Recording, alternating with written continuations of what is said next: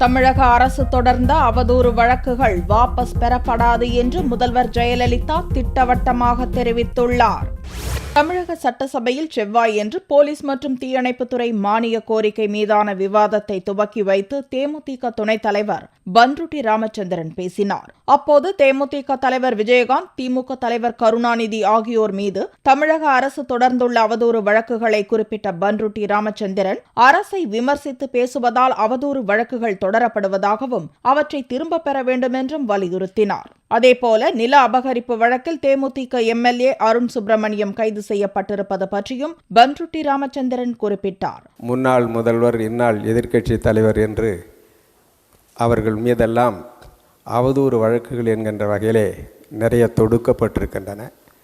அந்த வழக்குகளை திரும்ப பெறுவதன் மூலம் தமிழ்நாட்டிலே ஒரு நல்ல அரசியல் ஆரோக்கியமான சூழ்நிலையை வருகிற காலத்திலே அவரால் உருவாக்க முடியும். அவற்றிற்கு எந்த நடவடிக்கையும் எடுக்காமல் விட்டுவிட்டால் கூறப்பட்ட அவதூறுகள் உண்மை என்றாகிவிடும்.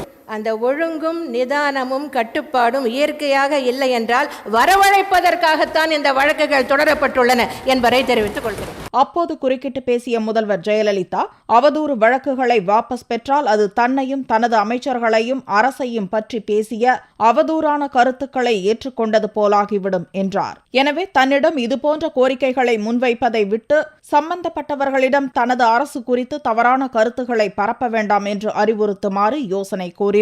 நில அபகரிப்பு வழக்குகளை பொறுத்தவரை அதிமுகவினர் மீதும் நடவடிக்கைகள் எடுக்கப்பட்டுள்ளதை சுட்டிக்காட்டிய முதல்வர் ஜெயலலிதா, சட்டத்தின் முன் அனைவரும் சமமாக நடத்தப்படுவதாக கூறினார்.